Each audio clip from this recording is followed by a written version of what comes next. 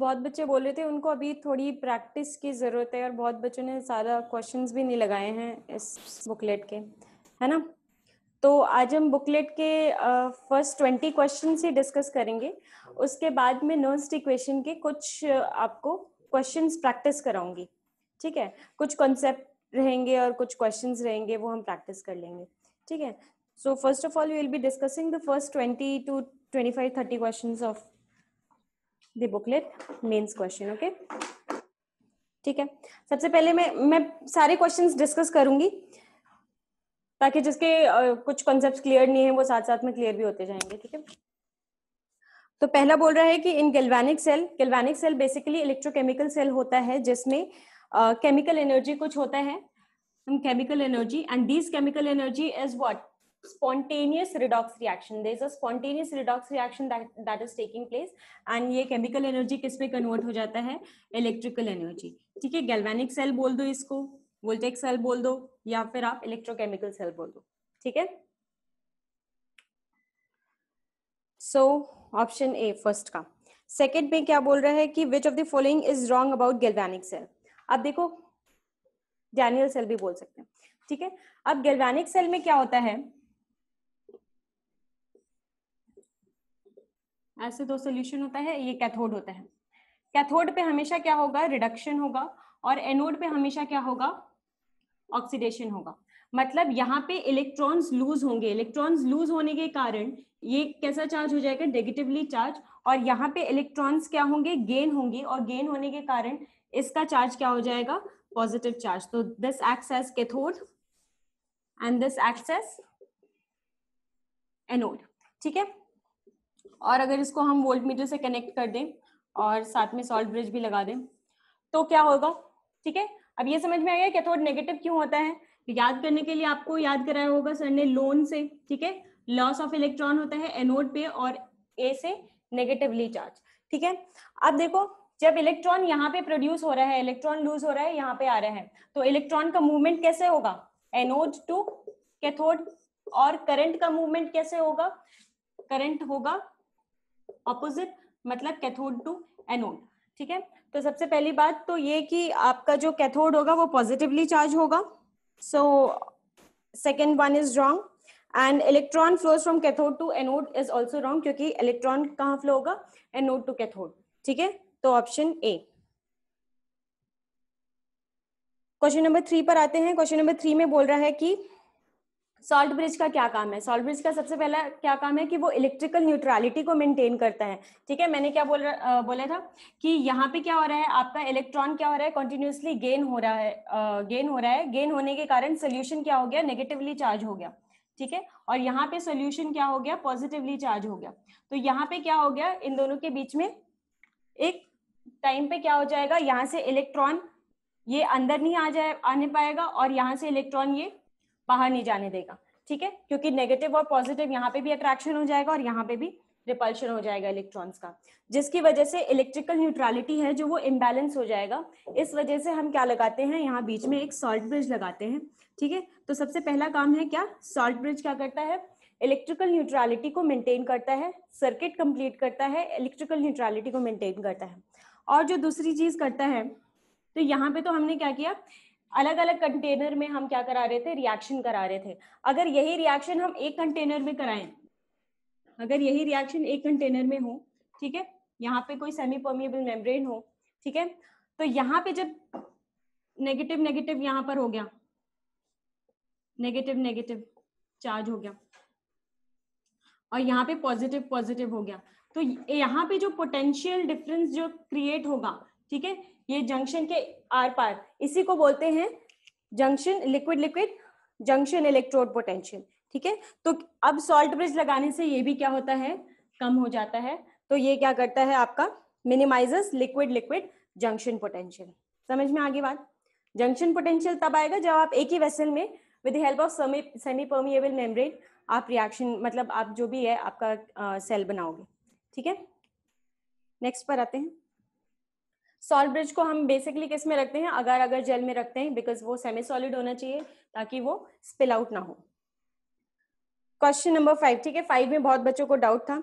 5 में देखो, हम जो वो लेते हैं हम सॉल्ट ब्रिज में जो इलेक्ट्रोलाइट लेते हैं वो हम लेते हैं इनर्ट इलेक्ट्रोलाइट।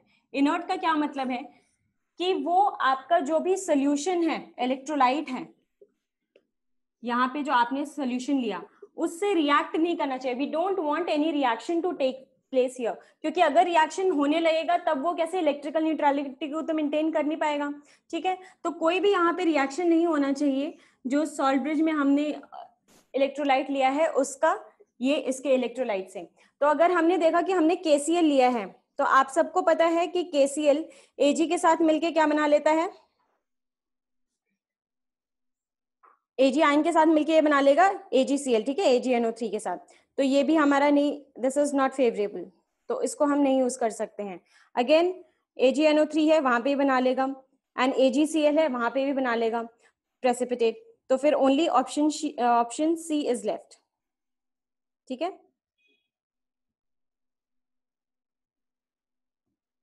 ठीक है, कॉपर एंड AuCl3।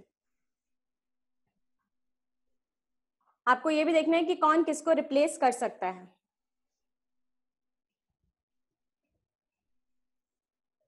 KCl जो है it can make precipitate with, KCl precipitate बना लेगा आपका, KCl प्रेसिपिटेट बना लेगा किसके साथ, AgNO3 के साथ बना लेगा, और PbNO3 के साथ, PbNO3 होल ट्वाइस के साथ भी बना लेगा ना, PbNO3 whole twice PbCl reactivity series के अकॉर्डिंग, हाँ इलेक्ट्रोकेमिकल सीरीज के अकॉर्डिंग कह लो। ठीक है, ये प्रेसिपिटेट बना लेगा।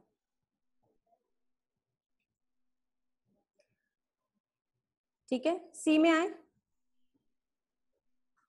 6, क्वेश्चन नंबर 6। क्वेश्चन नंबर 6 में क्या बोल रहा है कि आपको एक रिएक्शन गिवन है और उसमें आपको क्या निकालना है, आपको उसका बताना है कि क्या रिप्रेजेंटेशन होगा। रिप्रेजेंटेशन कैसे होता है आपका, यहाँ पर आप एनोड लिखते हो, एनोड, ठीक है, यहाँ पे ऑक्सीडेशन होता है, you separated with salt bridge, ये सॉल्ट ब्रिज बताता है, और वहां को यहाँ पे आप लिखते हो कैथोड। ठीक है, तो उस हिसाब से आपका कौन सा ऑप्शन हो जाएगा, आप देख लो यहाँ पे क्या हो रहा है ऑप्शन में। H का क्या हो रहा है, ऑक्सीडेशन हो रहा है, हाइड्रोजन का ऑक्सीडेशन हो रहा है, तो फिर वो आएगा यहाँ पे राइट हैंड साइड, LHS में आएगा, सॉरी। तो फिर आपका ऑप्शन हो गया ये, and then you have AgCl, AgCl is getting converted into solution। ठीक है, तो वो हो जाएगा आपका क्लोराइड आयन की वजह से, तो ऑप्शन सी। ठीक है, ये वाला फॉर्मेट आपको फॉलो करना है। नेक्स्ट क्वेश्चन, डी भी हो सकता है, डी कैसे हो सकता है, एक सेकेंड। हाँ, डी ऑप्शन में देखो क्या है, डी ऑप्शन में AgCl सोल्यूशन से Ag में कन्वर्ट हो रहा है। यहाँ पे इसने आयन तो दिखाया ही नहीं, आयन नहीं दिखाया ना, और हमें क्या चाहिए, क्लोराइड आयन चाहिए। इससे क्या मिल रहा है, हमें क्लोराइड आयन मिल रहा है, तो वो तो इसने दिखाया ही नहीं। इसलिए आपको सारी चीजें पता होनी चाहिए, तो वो सारी चीजें सी ऑप्शन में ही बता रहा है। ठीक है, क्वेश्चन नंबर 7 पर आते हैं। क्वेश्चन नंबर 7 में क्या बोल रहा है, EMF of the cell is given. Representation बता दूं, बताया तो मैंने, यहाँ पे आप एनोड लिखोगे, यहाँ पे एनोड है तो यहाँ पे आपका क्या होना चाहिए, ऑक्सीडेशन होना चाहिए। ठीक है, तो आपने क्या लिखा, देखो आपका रिएक्शन क्या था, फिर से मैं एक बार बता देती हूँ। सो ये reaction is half H2 gas plus AgCl solid and it is giving H plus aqueous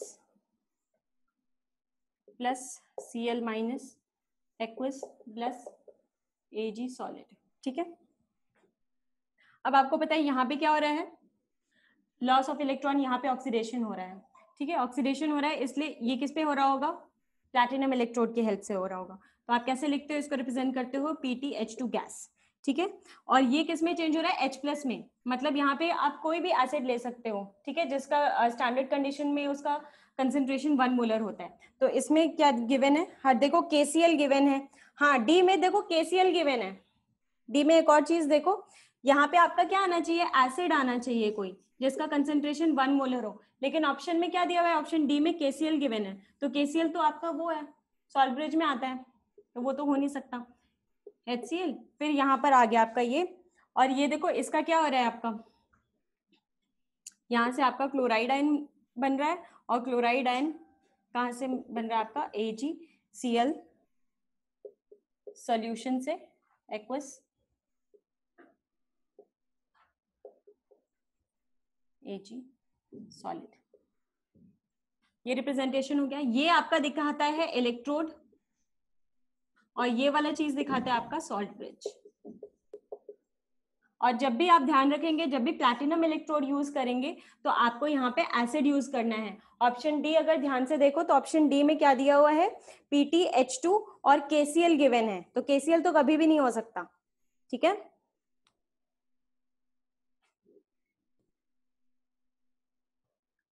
हाँ मैंने अभी तो बताया बेटा, सॉल्ट ब्रिज का फंक्शन होता है सबसे पहले तो इलेक्ट्रिकल न्यूट्रलिटी। सॉल्ट ब्रिज का फंक्शन फिर से बताऊं, अभी बताया था। देखो यहाँ पे क्या है आपका, कैथोड है, यहाँ पे आपका एनोड है, ठीक है, ठीक है। यहाँ पे क्या हो रहा है आपका, रिडक्शन हो रहा है। रिडक्शन मतलब आपका गेन ऑफ इलेक्ट्रॉन हो रहा है, सोल्यूशन में आपका क्या आ रहा है, इलेक्ट्रॉन आ रहा है, ठीक है। और यहाँ पे आपका एनोड है, तो यहाँ पे आपका क्या हो रहा है, लॉस ऑफ इलेक्ट्रॉन, मतलब ऑक्सीडेशन हो रहा है, मतलब यहाँ पे क्या हो रहा होगा, रॉड पे क्या हो रहा है, इलेक्ट्रॉन जा रहा है, ठीक है। इतनी बात समझ में आ गई। अब सोल्यूशन में इलेक्ट्रॉन आ रहा है, तो यहाँ पे क्या हो गया, सोल्यूशन पॉजिटिवली चार्ज और इलेक्ट्रोड क्या हो गया, नेगेटिवली चार्ज, इसलिए इसको क्या बोलते हैं, सॉरी, यहाँ पे सोल्यूशन हो गया नेगेटिवली चार्ज और इलेक्ट्रोड हो गया पॉजिटिवली चार्ज, ठीक है, इसीलिए इसको हम कैथोड बोलते हैं।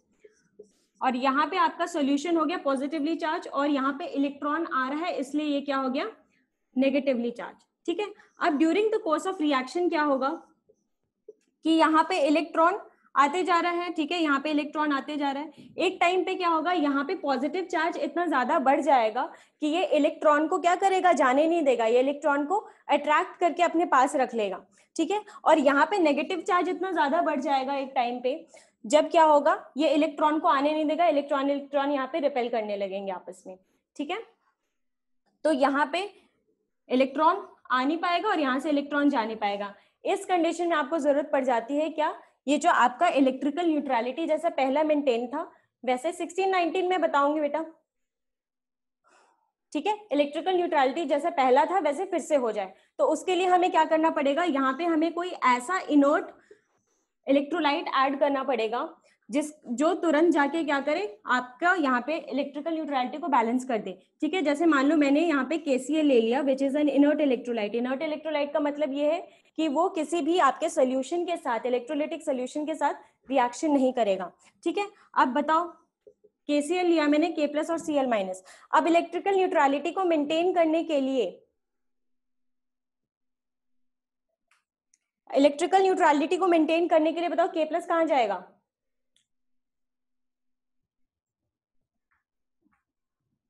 यहां पर आएगा, क्योंकि यहाँ पे नेगेटिव चार्ज बढ़ रहा था, ठीक है। यहाँ पे जाएगा ना बेटा, यहाँ पे सोल्यूशन में क्या हो रहा था, नेगेटिव चार्ज बढ़ रहा था, ठीक है। और Cl- किधर जाएगा, इधर जाएगा। तो इसने क्या किया, आपका सर्किट एक तो कंप्लीट कर दिया और इलेक्ट्रिकल न्यूट्रलिटी को मेंटेन कर दिया। दूसरी बात जो मैंने बताई थी वो थी कि लिक्विड लिक्विड जंक्शन पोटेंशियल को ये क्या करेगा, रिड्यूस करेगा। अगेन मैंने क्या बोल दिया था आपको कि जब भी आप एक वेसल में रिएक्शन करा रहे हो, यहाँ पे तो अलग अलग रिएक्शन करा रहे हो अलग अलग वेसल में, तो यहाँ पे आपको कोई फर्क नहीं पड़ रहा। लेकिन जब आप with the help of a semi permeable membrane आप एक ही में कराओगे, तो यहाँ पे क्या होगा, इस साइड नेगेटिव चार्ज बढ़ जाएगा और इस साइड पॉजिटिव चार्ज बढ़ जाएगा, जिसकी वजह से इन दोनों के बीच में इलेक्ट्रोड पोटेंशियल जनरेट हो जाएगा। इलेक्ट्रोड पोटेंशियल जनरेट होने की वजह से ये सेल उतना इफेक्टिवली काम नहीं करेगा, क्योंकि ये आपस में ही पोटेंशियल जनरेट कर देगा, तो ये बाहर क्या देगा आपको, इलेक्ट्रिसिटी, ठीक है। तो इसीलिए सॉल्ट ब्रिज यूज होता है to minimise electrode liquid liquid junction potential.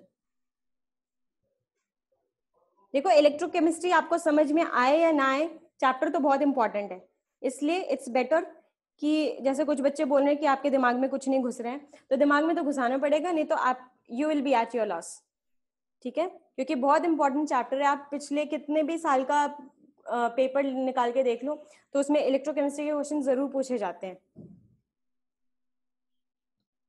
तो इसीलिए मैं यहाँ पे आपको एक एक कॉन्सेप्ट बता रही हूँ, ताकि अगर आपको हो सकते क्लास में अगर कुछ ना क्लियर हो, बहुत बार होता है, तो फिर यहाँ पे क्लियर हो जाए। क्वेश्चन नंबर 8 में डाउट था, हमने 7 भी नहीं किया ना, अभी 7 कर लेते हैं। 7 में क्या बोल रहा है कि आपका ई नॉट सेल, आप ई नॉट सेल कैसे निकालते हो? Galvanic cell without salt bridge बेटा काम करेगा, लेकिन for a very fraction of seconds. जैसे ही उसका इलेक्ट्रिकल न्यूट्रलिटी इम्बैलेंस होगा, वैसे ही वो काम करना बंद कर देगा, for just for few seconds. ठीक है, SRP of cathode minus anode कह लो, या फिर कह लो कि आप ई नॉट जो सेल आता है, ई नॉट सेल क्या हो जाएगा, ई नॉट ऑफ एनोड। अब एनोड पर क्या होता है, हाँ कल है, एनोड पर क्या होता है, ऑक्सीडेशन पोटेंशियल होता है ये, ठीक है, plus E not of cathode, cathode पर क्या होता है, रिडक्शन होता है, तो यहाँ पे रिडक्शन पोटेंशियल लोगे, ठीक है। या फिर जैसे आप बोल रहे थे कि SRP of cathode minus SRP of anode कर लो, ठीक है। मेरे को ये इजी लगता है, मैं ऐसे करती हूँ, इसमें कंफ्यूजन भी कम होता है, प्लस माइनस का कोई चक्कर नहीं लगता, इसलिए मैं ऐसा करती हूँ। अगर आपको भी ऐसे करना है तो आप कर सकते हो, ठीक है।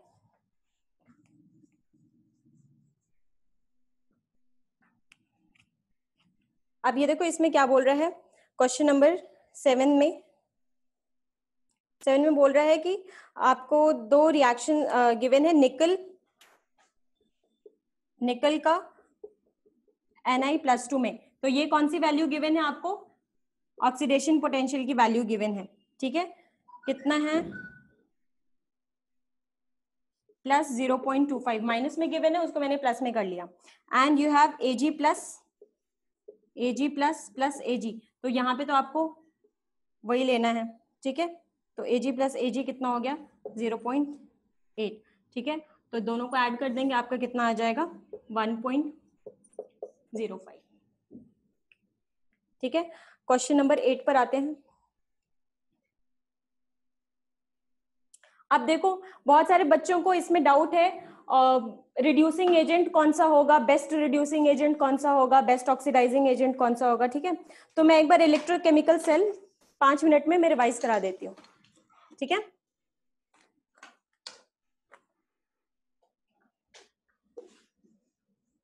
उसके बाद हम क्वेश्चंस करेंगे, उसके बाद फटाफट से क्वेश्चन आप कर भी लोगे, ठीक है। सबसे पहले बात करते हैं इलेक्ट्रोकेमिकल सेल की, इलेक्ट्रोकेमिकल सीरीज की। तो बेसिकली इलेक्ट्रोकेमिकल सीरीज क्या होता है, जब भी हम इंक्रीजिंग ऑर्डर में क्या लिख देते हैं, एसआरपी की वैल्यूज लिख देते हैं इन इंक्रीजिंग ऑर्डर, ठीक है। तो जो हमें सीरीज मिलता है उसी को हम बोलते हैं इलेक्ट्रोकेमिकल सीरीज, ठीक है। अब देखो क्या होता है इसमें, ये हमें क्या देता है, रिलेटिव वैल्यूज देता है एसआरपी की, जो हम बेसिक लेते हैं, बेसिस लेते हैं, बेसिस किसको लेते हैं हम यहाँ पे, हाइड्रोजन को।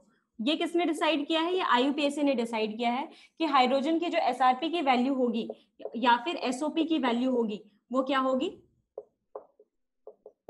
0.0 वोल्ट, ठीक है। अब आपको रिएक्टिविटी सीरीज भी याद होगा, और आपको इसकी वैल्यू भी याद करने की जरूरत नहीं है, सिर्फ दो वैल्यू मैं बता रही हूँ वो याद करने की जरूरत है, ठीक है।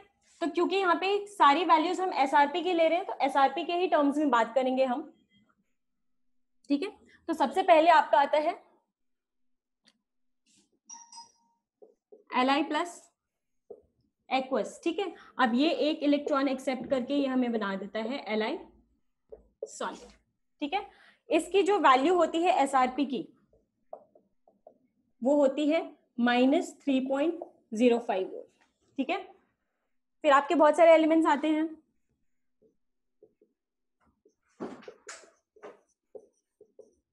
ये सब आपको याद करने की जरूरत नहीं है। फिर आपका आता है हाइड्रोजन, ठीक है, यहाँ पे मैं ऐसे कर देती हूँ, बीच में आपका आ गया हाइड्रोजन। अब हाइड्रोजन क्या करता है, हाइड्रोजन आयन, ठीक है। हाइड्रोजन आयन क्या करेगा, आपका दो हाइड्रोजन आयन दो इलेक्ट्रॉन एक्सेप्ट करके क्या बना लेगा, H2 गैस, और इसका वैल्यू हमारा फिक्स्ड है कितना, 0.0 वोल्ट, और ये होता है आपका बेसिस।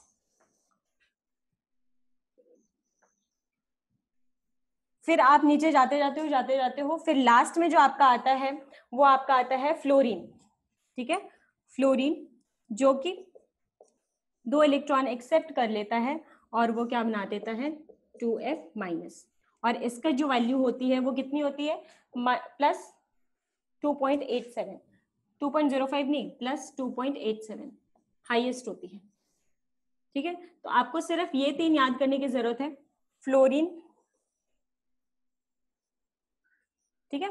अब ये क्या हो रहा है, वैल्यूज देखो ये इंक्रीजिंग ऑर्डर में है, मतलब जिसकी एसआरपी वैल्यू जितनी ज्यादा, ध्यान से सुनना, जिसकी एसआरपी वैल्यू जितनी ज्यादा वो उतना ही जल्दी क्या हो जाएगा, ये आपका इंक्रीजिंग ऑर्डर में है, जिसकी एसआरपी वैल्यू जितनी ज्यादा वो उतने ही जल्दी क्या हो जाएगा, रिड्यूस हो जाएगा, और जितने जल्दी रिड्यूस हो जाएगा उतना ही अच्छा क्या हो जाएगा, ऑक्सीडाइजिंग एजेंट, ठीक है। तो ये क्या है, एक oxidising agent, because it has a high tendency to reduce, ठीक है, it has the tendency to reduce.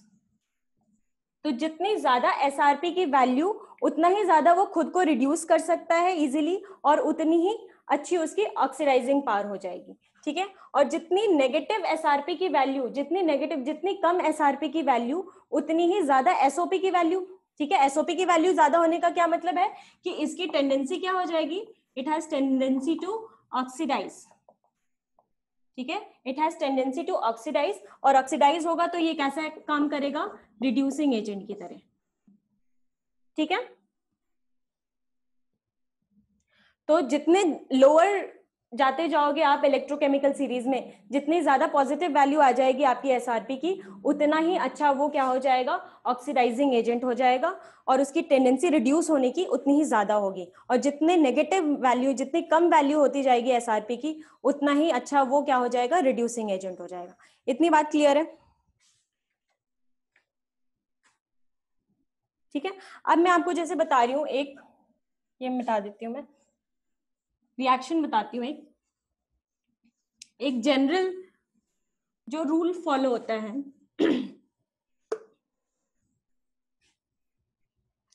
वो क्या है, अगर कोई एलिमेंट है, वो क्या कर रहा है, एन इलेक्ट्रॉन एक्सेप्ट कर ले रहा है, ठीक है, एन इलेक्ट्रॉन एक्सेप्ट करके क्या हो जाएगा, वो रिड्यूस सब्सटेंस बना लेगा, ठीक है। अब इसमें बताओ ऑक्सीडाइजिंग एजेंट कौन है, ये खुद एलिमेंट, इसमें ऑक्सीडाइजिंग एजेंट कौन है, ये एलिमेंट क्या किसकी तरह एक्ट कर रहा है, खुद तो रिड्यूस हो गया, और ये किसकी तरह एक्ट कर रहा है, ऑक्सीडाइजिंग एजेंट की तरह, ठीक है। और ये किसकी तरह काम करेगा, रिड्यूसिंग एजेंट की तरह। तो जब भी कभी भी ऐसा आए आपका, ठीक है, क्वेश्चन जहां पे इलेक्ट्रॉन्स इस साइड हो, ठीक है, इलेक्ट्रॉन्स आपका रिएक्टेंट साइड में हो, तो आपका सबसे पहले क्या आएगा, सबसे पहले देखो O आता है ना, तो सबसे पहले ऑक्सीडाइजिंग एजेंट होगा जो इस साइड होगा, और वहां पे क्या होगा, रिड्यूसिंग एजेंट होगा, ठीक है। सेल पोटेंशियल निकालने में पता नहीं चलता एनोड पे कौन लेंगे और कैथोड पे कौन। मैंने बोला ना कि बेटा एनोड पे आप हमेशा जो मैंने बताया है वैसे कर लो। तो देखो ई नॉट सेल आप सिंपल क्या करो, ई नॉट जो है एनोड वाला प्लस ई नॉट जो है वो कैथोड वाला ऐड कर दो। और आप सब लोग को पता ही है कि एनोड पर क्या होता है, एनोड पर क्या होता है, ऑक्सीडेशन होता है, तो ओपी की वैल्यू लोगे, और कैथोड पे रिडक्शन होता है तो आरपी की वैल्यू लोगे, माइनस प्लस का चक्कर ही छोड़ दो, ठीक है। मेरे को भी बहुत कंफ्यूजन होती थी, इसलिए मैंने इस फॉर्म में याद कर लिया, सबका मतलब एक ही है, लेकिन मुझे भी कंफ्यूजन होती थी इसलिए मैंने ऐसे याद कर लिया, ठीक है।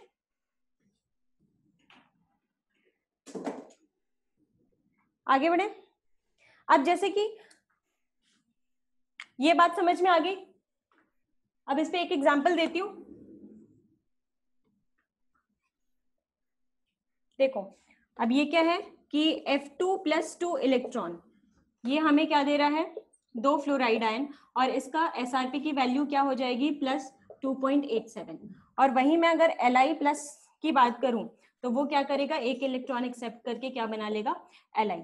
अब मुझे बताओ इसका होता है 3.05, SRP की वैल्यू किसकी ज्यादा, दोनों की ही एसआरपी की वैल्यू है, ठीक है, दोनों की ही एसआरपी की वैल्यू है। तो ये किसकी तरह एक्ट कर रहा है यहाँ पे, ऑक्सीडाइजिंग एजेंट। अगर इन दोनों में कंपेयर करूं मैं, इन दोनों में, तो F2 is better oxidising agent than Li+। इतनी तो बात क्लियर है। लेकिन अगर मैं इसी रिएक्शन में बोलूं, इसी रिएक्शन में पूछूं कि ऑक्सीडाइजिंग एजेंट कौन है और रिड्यूसिंग एजेंट कौन है, तो ऑक्सीडाइजिंग एजेंट ये वाला हो जाएगा। अगर मैं सेम रिएक्शन की बात करूं, कंपैरिजन में तो F2 का ज्यादा होगा, लेकिन अगर इसकी बात करूं तो कौन ज्यादा होगा, ये हो जाएगा आपका रिड्यूसिंग एजेंट, ठीक है। और अगर मैं बात करूं, इन दोनों में कंपेयर करूं, इन दोनों में कंपेयर करूं, तो कौन सा बेटर ऑक्सीडाइजिंग एजेंट हो जाएगा बताओ। अगर मैं फ्लोराइड आयन और लिथियम में बात करूं, तो ऑक्सीडाइजिंग एजेंट कौन हो जाएगा ज्यादा। इस रिएक्शन को उल्टा कर दो, ऑक्सीडाइजिंग एजेंट लिथियम हो जाएगा, ठीक है। इस रिएक्शन को हम उल्टा कर देंगे ना, इस रिएक्शन को भी उल्टा कर देंगे, तो 3.5 यहाँ पे ज्यादा आ जाएगा और ये हो जाएगा -2.87, लिथियम हो जाएगा। बात समझ में आ गई, क्लियर है सबको। अब आगे के क्वेश्चन देखना, आप अभी कर लोगे। क्या था क्वेश्चन, इसीलिए बोले जैसे आप ऑर्गेनिक केमिस्ट्री में पढ़ते हो ना कि MnO4- और K2Cr2O7 क्या होते हैं, they are also good, very good oxidising agents, ठीक है, बहुत अच्छे ऑक्सीडाइजिंग एजेंट्स होते हैं। लेकिन अगर आप इसको कंपेयर करो फ्लोराइड से, तो इनकी कोई औकात नहीं होती। Fluoride is far better oxidising agent than these two, लेकिन हम फ्लोरीन को यूज नहीं करते हैं एज ऑक्सीडाइजिंग एजेंट। ऐसा क्यों, क्योंकि इसकी जो रिएक्शन होती है, इसकी जो रिएक्शन होती है वो क्या होती है, बहुत वायलेंट होती है, ठीक है। वायलेंट होने की वजह से हम यूज नहीं करते। आप देखोगे कि हम जब भी उसमें ऑर्गेनिक में रिएक्शंस करते हैं तो किससे करते हैं, क्लोरीनेशन कराते हैं, ब्रोमिनेशन कराते हैं, ठीक है। फ्लोरिनेशन नहीं कराते कभी भी, क्योंकि फ्लोरिनेशन क्या होगा, बहुत ही ज्यादा एक्सप्लोसिव होगा, वायलेंट रिएक्शन होगा। और आयोडीनेशन क्यों नहीं कराएंगे, आयोडीनेशन इसलिए नहीं कराएंगे क्योंकि आयोडीन के साथ जो भी रिएक्शन होगा रिवर्सिबल। वेरी गुड,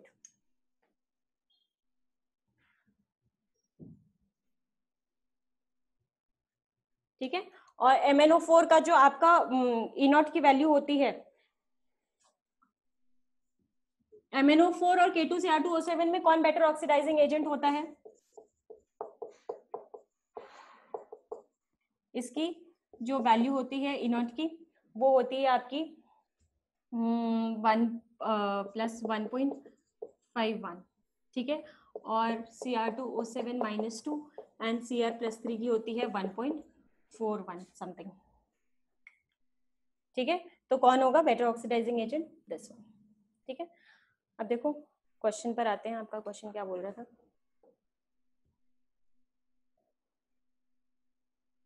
कौन सा क्वेश्चन था, हाँ चलो 8वां क्वेश्चन है।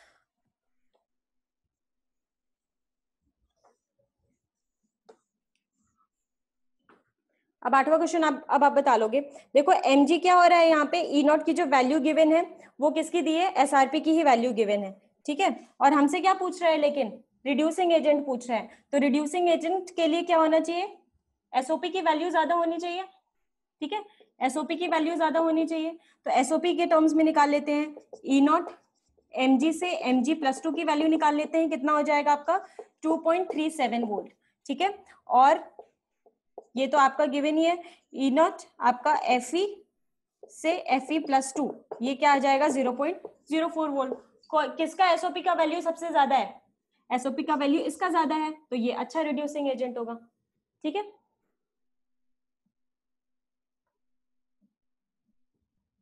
क्या नहीं समझ में आ रहा है, अभी तो मैंने सारा कॉन्सेप्ट बता के समझाया है, अभी क्या नहीं समझ में आ रहा है मुझे बता दो, मैं फिर से एक्सप्लेन कर देती हूँ। आपको क्वेश्चन में ऑप्शन में अभी Mg+2 आयन भी गिवन होगा, Mg भी गिवन होगा, Fe भी गिवन होगा और Fe+2 भी गिवन होगा, ठीक है। तो लेकिन आपको पता है कि यहाँ पे ये वाली वैल्यू हमने ली है, तो आप क्या बोलोगे Mg, ठीक है, Mg+2 नहीं। मनकिरत बताओ क्या नहीं समझ में आ रहा है। अब इसमें बहुत सारी वैल्यूज गिवन है ना, देखो Mg की भी वैल्यू गिवन है, Mg+2 भी ऑप्शन में गिवन है, Fe भी गिवन है और Fe+2 भी गिवन है, लेकिन कन्वर्जन यहाँ पे किसका हमने देखा है, Mg+2 में कन्वर्ट हो रहा है, तब ये आ रहा है +2.37, ठीक है। तो ये ज्यादा वैल्यू आ रही है, अगर Mg+2 का इसमें कर दोगे तो ये माइनस आ जाएगा, वो हमें नहीं चाहिए। आप देख लो, ऑक्सीडाइजिंग प्रॉपर्टी पूछ रहा है, ऑक्सीडाइजिंग एजेंट के लिए पूछ रहा है या रिड्यूसिंग एजेंट बनाना है हमें, क्या बनाना है? ठीक है, अब आते हैं 9th पे, अ स्पूनफुल ऑफ कॉपर, ये तो कर ही लोगे, ये तो बचपन से ही करते हुए आ रहे हो। 10th भी कर लोगे। 11th में देखो क्या बोल रहा है कि Ag+ की वैल्यू, देखो जिसकी भी SRP की वैल्यू ज्यादा होगी वो खुद क्या हो जाएगा, इजिली रिड्यूस हो जाएगा। ठीक है, तो Ag को हम किस में नहीं रख सकते हैं, हम कॉपर में नहीं रख सकते हैं, क्योंकि Ag रिड्यूस हो जाएगा, जो कि हम नहीं चाहते हैं। So Ag can not be stored, तो पहला वाला तो रॉन्ग है। MgNO3 whole twice magnesium nitrate can be stored in copper vessel, तो मैग्नीशियम नाइट्रेट की वैल्यू क्या आ रही है, रिडक्शन की वैल्यू कम आ रही है। ये इतना बड़ा बड़ा तुम लोग डाउट लिखते हो ना, मेरे को समझ में, मेरे को चैट खोलना पड़ता है फिर, एक सेकेंड रुको। E0 anode reduction minus E0 cathode reduction, हाँ बहुत सारी, आप देखो E0 लिख सकते हो आप ऐसे,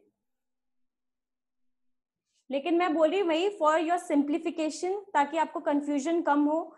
मैं जैसे यूज करती हूँ, आपको जैसा भी कंफर्टेबल लगे आप यूज कर सकते हो, आपके वो 4 वैल्यूज होती है, चारों में से कुछ भी यूज कर सकते हो। ठीक है, लेकिन मुझे कंफ्यूजन नहीं होती जब बीच में प्लस साइन रहता है, तो कंफ्यूजन नहीं होती। ठीक है, माइनस साइन में हम कंफ्यूज हो जाते हैं। MgNO3 को नहीं स्टोर कर सकते हैं क्योंकि उसका रिडक्शन का वैल्यू क्या हो रहा है, कम है, तो वो रिड्यूस नहीं होगा। And again CuCl2 can be stored in silver vessel, CuCl2, Cu क्या हो जाएगा 0.34 और सिल्वर का क्या है आपका 0.84, हाँ कम है, ये नहीं होगा।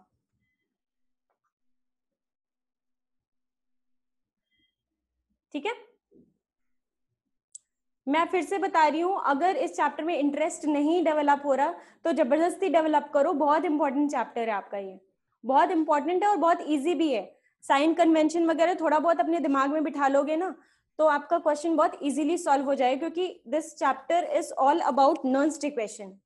ये पूरे चैप्टर आपका नॉन-स्टिक इक्वेशन के आजू बाजू ज्यादा घूमता है। और जो आपका अभी भी लो वॉइस आ रही है अभी,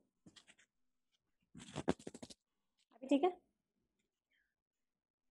ठीक है, this chapter is all about non-stick equation, अगर उसका आपको एप्लीकेशन आ गया तो ठीक है, तो चैप्टर बहुत इंपॉर्टेंट है, आप कैसे भी करके इसका इंटरेस्ट डेवलप कर लो। ठीक है, या फिर जो टॉपिक्स, जो सब टॉपिक्स है, वो आपको जो क्लियर नहीं है कुछ कुछ चीजें, तो वो आप मुझसे पूछ सकते हो। जो नेक्स्ट क्लास हम लेंगे मंडे को, मैं ले लूंगी क्लास कभी अगर आपकी है तो, उसमें हम ये चैप्टर फिर से जो भी सब टॉपिक्स हैं छोटे मोटे, वो क्लियर करते हुए चलेंगे अपना।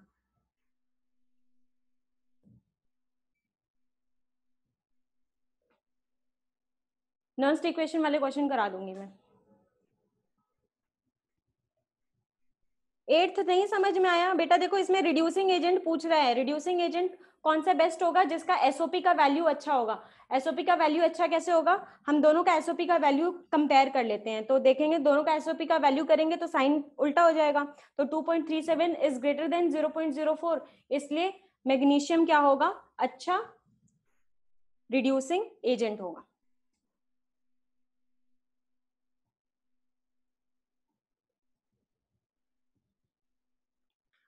Now coming on to question number, ठीक है 11th तो हो गया था।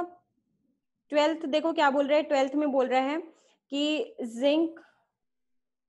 जिंक आयन चेंज हो रहा है, जिंक में E0 की वैल्यू गिवन है और करेक्ट स्टेटमेंट हमें बोल रहा है। जिंक में E0 की जो वैल्यू, ये क्या हो रहा है, रिडक्शन हो रहा है। सबसे पहले आप देखा करो, कोई भी ऐसा आया ना उसमें देखा करो रिडक्शन हो रहा है या ऑक्सीडेशन हो रहा है। ठीक है, तो इसमें क्या हो रहा है, रिडक्शन हो रहा है, और रिडक्शन की जो वैल्यू है वो Ag से क्या है, वो कम है, मतलब ये रिड्यूस नहीं होगा। रिड्यूस नहीं होगा तो क्या होगा, ऑक्सीडाइज होगा। ठीक है, तो zinc undergoes oxidation under Ag+।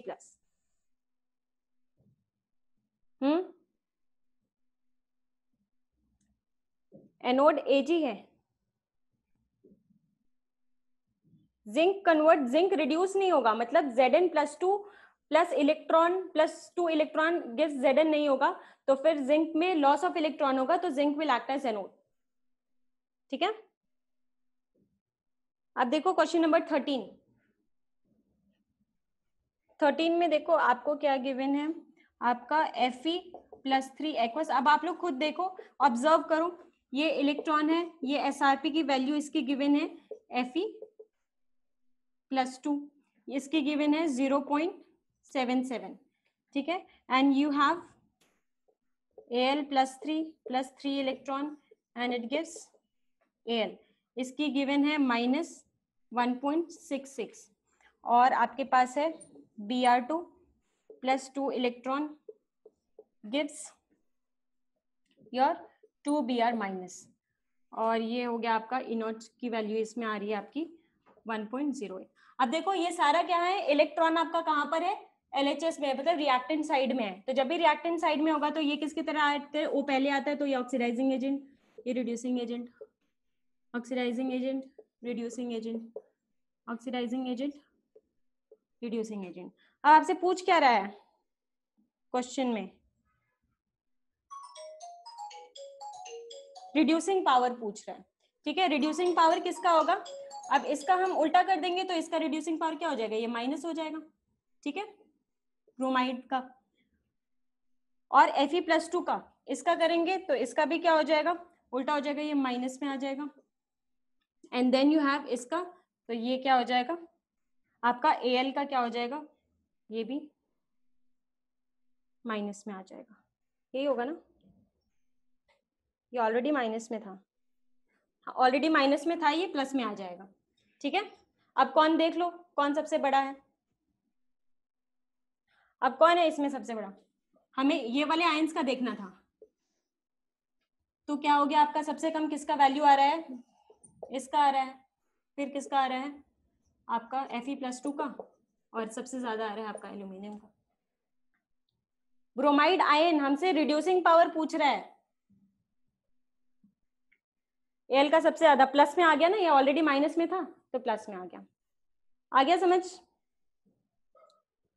13th हो गया ना, 14th पर आते हैं। 14th में Fe is reacted with HCl, ठीक है, Fe की रिएक्शन हो रही है हमारी HCl के साथ, तो क्या रिएक्शन होगी, Fe+2, और ये इसकी रिएक्शन हो रही है HCl के साथ, मतलब H+ आयन के साथ, तो ये क्या बन जाएगा, ये हो जाएगा Fe+3, और यहाँ से आपका 2H+, तो ये हो जाएगा 2 इलेक्ट्रॉन, इलेक्ट्रॉन हटा दो, तो ये क्या हो जाएगा H2+, ठीक है। ये रिएक्शन है, ये रिएक्शन होगी ना। अब देखते हैं हम पहले E0 Fe+2 का Fe+3, ये क्या हो रहा है, लॉस ऑफ इलेक्ट्रॉन हो रहा है, तो लॉस ऑफ इलेक्ट्रॉन हो रहा है, तो Fe का ये आपको गिवन है कितना 0.34, ठीक है, और H+ का H2 के साथ, ये तो आपको पता है ये कितना होता है, 0 होता है, तो ये रिएक्शन क्या होगी आपकी, पॉजिटिव आ रहा है आपका, जो E0 की वैल्यू आ रही है, E0 सेल की वैल्यू, ठीक है, तो ये क्या हो जाएगा आपका, वो आपका मिसप्रिंट होगा क्वेश्चन में, मिसप्रिंट है, EMF इज ग्रेटर देन 0, इसलिए ये क्या होगा आपका रिएक्शन स्पॉन्टेनियस होगा, और सिंस एक और चीज क्या है कि ये क्या होगा, इसका ऑक्सीडेशन होगा, ठीक है, क्योंकि इसकी SOP की वैल्यू ज्यादा है, ठीक।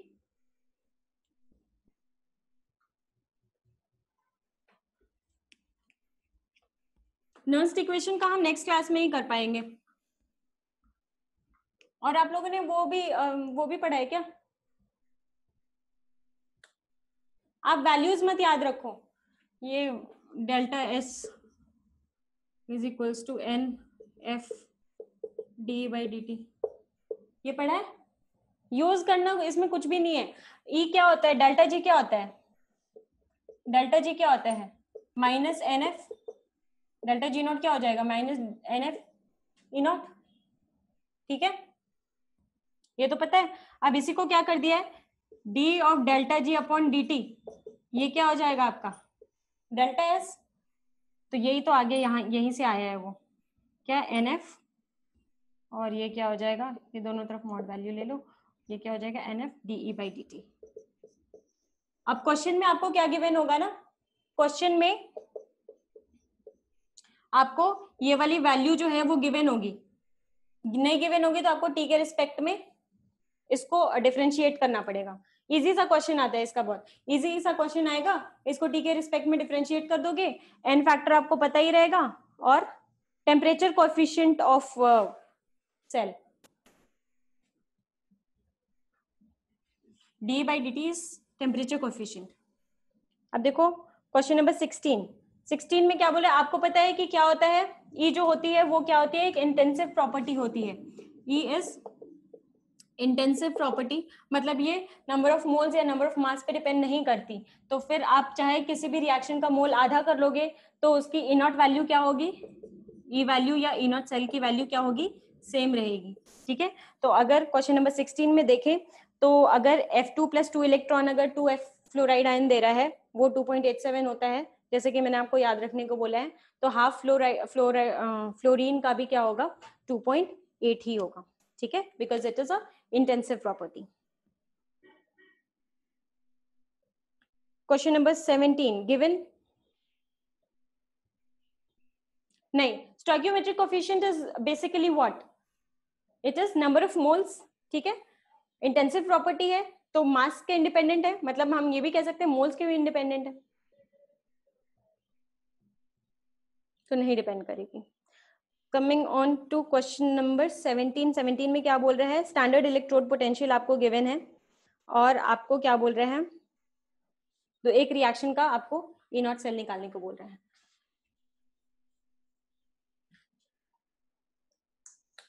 तो क्या करना है, दोनों रिएक्शन को आप सिंपली ऐड कर दोगे।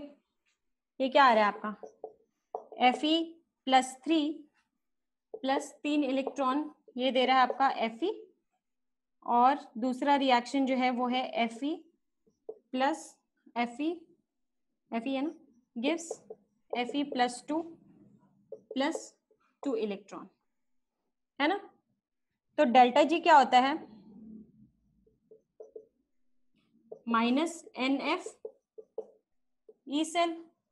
ये क्या हो जाएगा, जो टोटल जो आपका पूरा रिएक्शन है वो क्या है आपका Fe+3, इसी रिएक्शन को ऐड कर दिया गया दोनों को, क्या हो जाएगा Fe प्लस Fe+2, है ना, ये रिएक्शन है ना। तो डेल्टा जी क्या हो जाएगा, दोनों का डेल्टा जी आप ऐड कर दोगे, क्योंकि डेल्टा जी तो एडिटिव है, ये ऐड हो सकता है।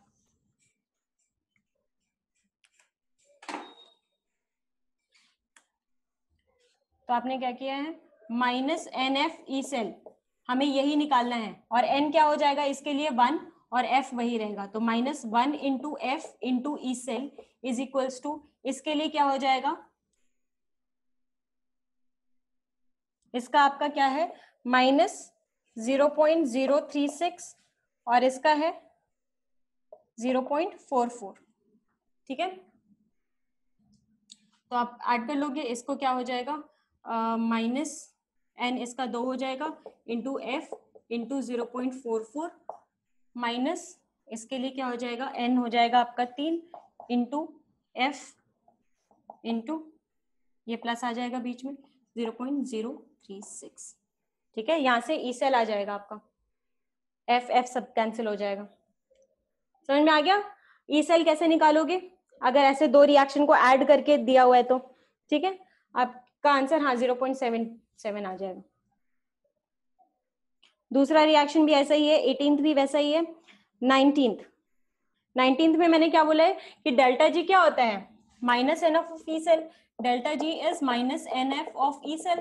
ठीक है, और कोई भी रिएक्शन स्पॉन्टेनियस होने के लिए ई सेल क्या होना चाहिए, ग्रेटर देन 0, तो डेल्टा जी क्या हो जाएगा हमेशा लेस देन 0, तो ये होना चाहिए condition for any spontaneous reaction. ठीक है, ए और डी, हाँ ए और डी होगा, ए और डी बोथ होगा। हाँ दो आंसर है, घबरा क्यों जाते हो, 2 आंसर हो जाते हैं तो कभी कभी गलती भी हो जाती है।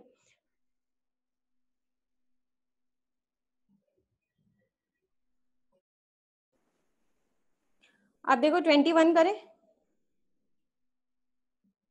हाँ अब मुझे बताओ रिएक्शन कोएफिशिएंट, देखो आपने केमिकल इक्विलिब्रियम में पढ़ा होगा कि रिएक्शन क्वोशिएंट, अगर हम चाहते हैं कि रिएक्शन क्या हो, फॉरवर्ड डायरेक्शन में जाए, तो अगर एक रिएक्शन है हमारे पास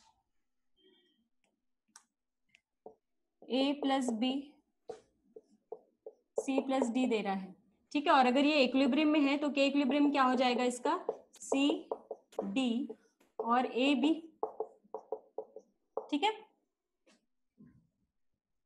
हाँ, तो अगर हमारे पास प्रोडक्ट ज्यादा होगा तो रिएक्शन कहाँ जाएगा, रिएक्टेंट बनाने, और अगर हमारे पास रिएक्टेंट ज्यादा होगा तो रिएक्शन कहाँ जाएगा, प्रोडक्ट बनाने चलेगा, ठीक है।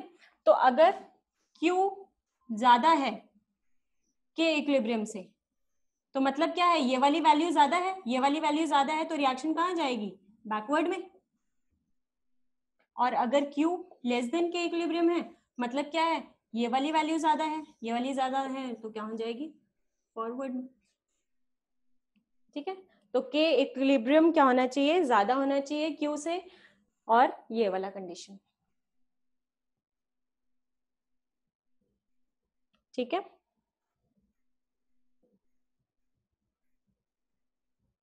21वां देखो क्या बोल रहा है कि डेल्टा G नेगेटिव कब होगा,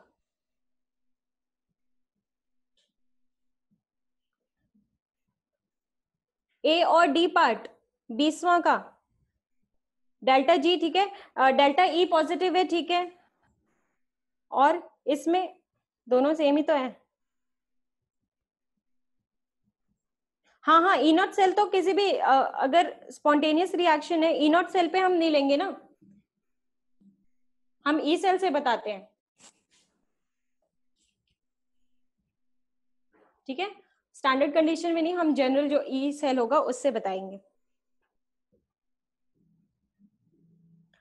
चलो क्वेश्चन नंबर 21 पर आते हैं। बोलते हैं डेल्टा जी नेगेटिव कब होगा, डेल्टा जी नेगेटिव कब होगा, जब डेल्टा ई क्या हो, पॉजिटिव, ठीक है। और डेल्टा ई को पॉजिटिव करने के लिए क्या होता है, डेल्टा ई का क्या फॉर्मूला होता है, ठीक है। ई क्या का क्या फॉर्मूला, ई पॉजिटिव होगा तभी होगा ना, E is equals to E cell is equals to E not cell minus 0.059/2 log, यहाँ पे क्या है आपका प्रोडक्ट अपॉन रिएक्टेंट, ठीक है। ये 0 है क्योंकि आपका क्या है, ये इक्विलिब्रियम आ रहा है, ठीक है। तो ये क्या हो गया, ये आपका ऑलरेडी नेगेटिव वैल्यू है, तो इसको पॉजिटिव करने के लिए ये वाली वैल्यू क्या आनी चाहिए, लेस देन 1 आनी चाहिए। और लेस देन 1 कब आएगी, जब C2 क्या हो, C1 से बड़ा हो, तो C2 should be greater than C1,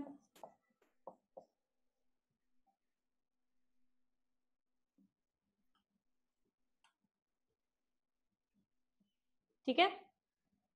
22 कर लोगे, 22 में भी ऐसे ही करना है।